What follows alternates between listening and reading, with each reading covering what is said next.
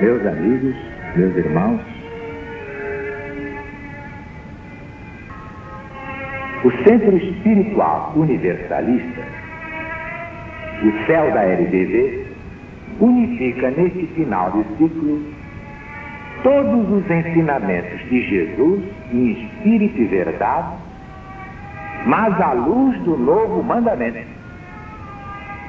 Nenhum sectarismo, nenhum ecletismo, nenhum hibridismo, porque a verdade não é híbrida, não é sincrética, não é eclética, não é sectária. A doutrina do céu é exatamente a doutrina do Cristo de Deus, acima de todas as perversidades geradas pelas religiões humanas, diletas filhas de Satanás ou do Anticristo.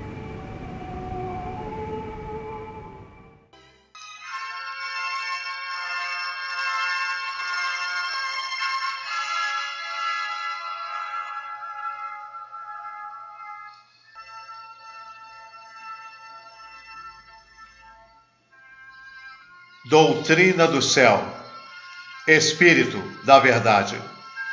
Alziro Zaru responde. A lição de hoje é a parábola do joio, publicada no jornal Gazeta de Notícias, no dia 9 de dezembro de 1970.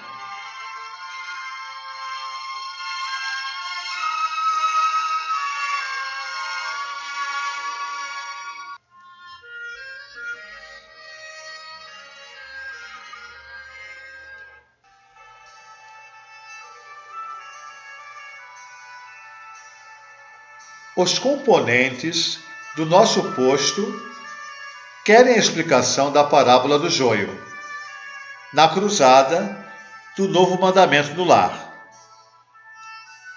Como a interpreta, pelo céu da LBV, o Espírito da Verdade?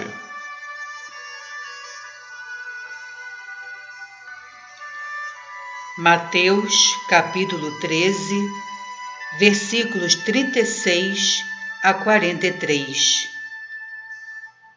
Tendo despedido a multidão, entrou Jesus em sua casa, e os discípulos, acercando-se dele, lhe pediram: explica-nos a parábola do joio semeado no campo. Ele, respondendo, lhes disse: aquele que semeia o bom grão é o Filho do Homem. O campo é o mundo. Os filhos do reino representam o bom grão. Os filhos da iniquidade são o joio. O inimigo que o semeou é Satanás. O tempo da colheita é o fim do mundo. Os ceifeiros são os anjos do Senhor. O que se faz com o joio que é arrancado e queimado no fogo, far-se-á no fim do mundo. O Filho do Homem enviará os seus anjos, estes reunirão e levarão para fora do seu reino todos os que são causa de escândalo e de queda, e os lançarão na fornalha de fogo, e ali haverá pranto e ranger de dentes. Então os justos brilharão como o sol no reino do Pai. Ouça quem tiver ouvidos de ouvir. Estas últimas palavras do Mestre, ouça quem tiver ouvidos de ouvir, mostram que ainda era velada a própria linguagem usada na explicação da parábola. Deixam ver que, para a compreensão exata dos termos empregados e dos pensamentos que eles vestem, necessário é libertar da letra que mata o espírito que vivifica. Elas advertiam os homens de que tivessem cuidado com a maneira de entender a explicação que lhes era dada. Os homens, porém, compreenderam e interpretaram as palavras de Jesus segundo a letra, de acordo com os preconceitos e tradições da época, materializando as expressões do Cristo, falsearam-lhes o sentido e a interpretação.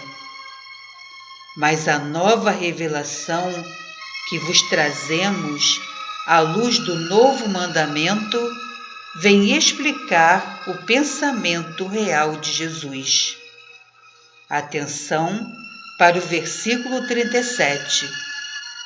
Encarregado do progresso da terra e da sua humanidade, isto é, do progresso dos espíritos que nela encarnem, Jesus, desde o aparecimento do homem no vosso planeta, vem semeando o bom grão e o semeará sempre.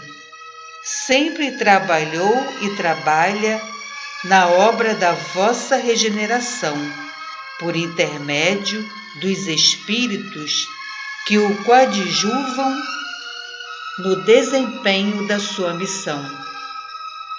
E trabalhará nela até que aqueles espíritos atinjam a perfeição que os fará ocupar na hierarquia espiritual a categoria dos espíritos puros.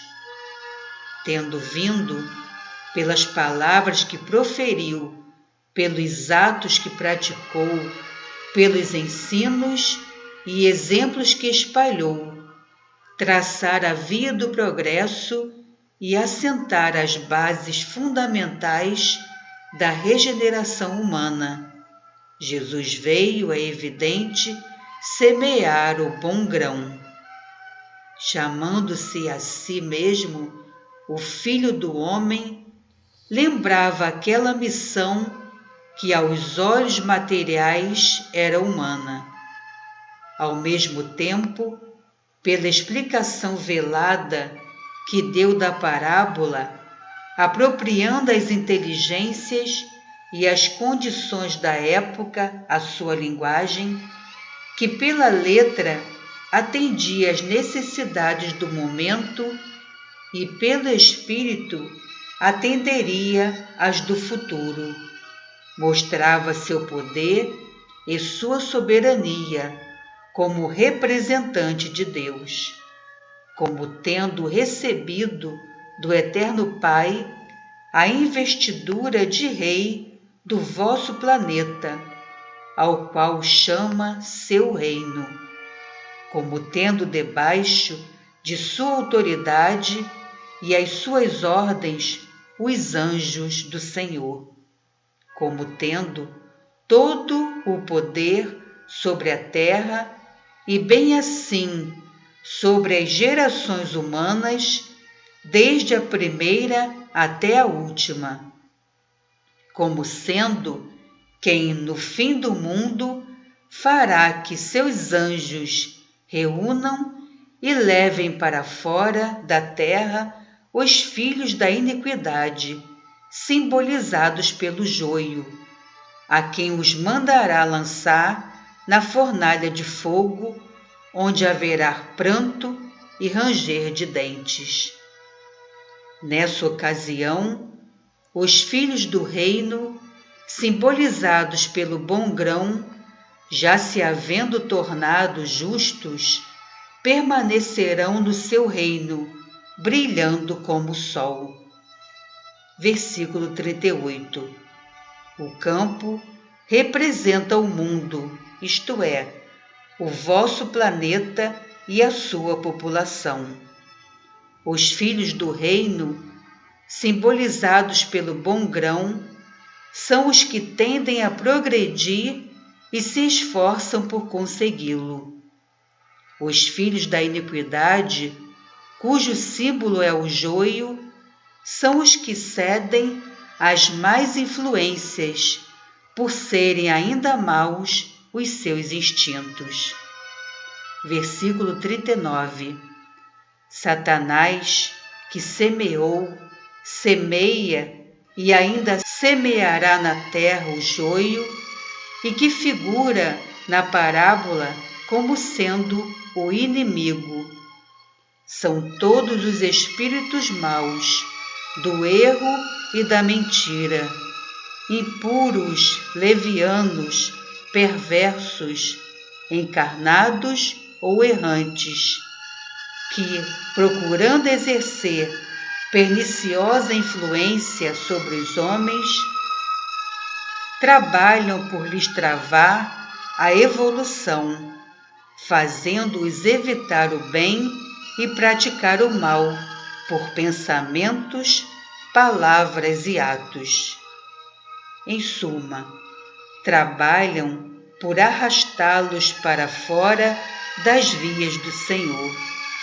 Estas vias são as que, de modo completo, se acham indicadas pelas seguintes palavras de Jesus, uma vez que sejam bem compreendidas e praticadas em toda a sua extensão, dos pontos de vista material, moral e intelectual, tanto nas relações sociais como nas de família, como ainda no trato de cada um consigo mesmo. Amai-vos uns aos outros, como eu vos amei. Procedei sempre em tudo, para com todos, como quereis que procedam para convosco.